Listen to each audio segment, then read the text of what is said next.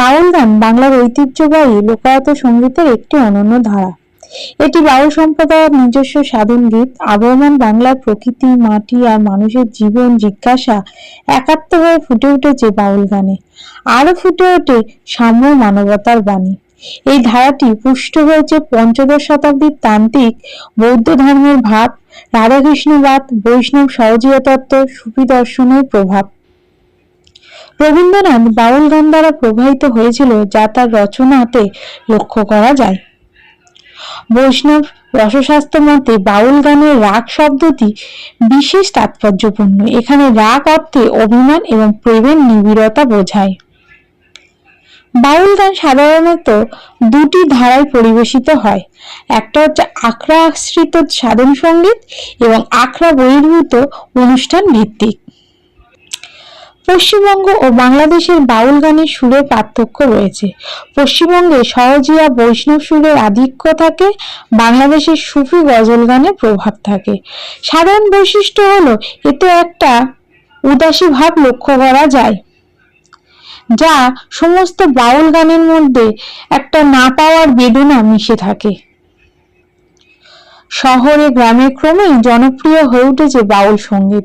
সব ধরনের শ্রোতায় মুগ্ধ হয়ে উপভোগ করে বাউল গান। এ গানের অসম্ভব জনপ্রিয়তার পিছনে আছে এর একটা সার্বজনীনতা ও গভীর মানব প্রেম। ইউনেস্কো যে স্বীকৃত বাউল গানকে দিয়েছে তার অধিকাংশই কৃতিত্ব লালন শাহের। মানুষ লালনের গান শুনে বাউল গান নিয়ে আগ্রহী হয়ে উঠেছে বেশি। আন্তর্জাতিক সম্প্রদায়ের সহযোগিতায় বাউল গানের সংরক্ষণ ও প্রসারণের জন্য নানামুখী উদ্যোগ নেওয়া হয়েছে। ইউনেস্কো বাউল গানের বাণী ও সুর সংরক্ষণ এবং সংরক্ষণের জন্য আর্থিক অনুদান প্রদান করে। এর পরিপ্রেক্ষিতে শিল্পীকলা একাডেমি একটি প্রকল্প গ্রহণ করে।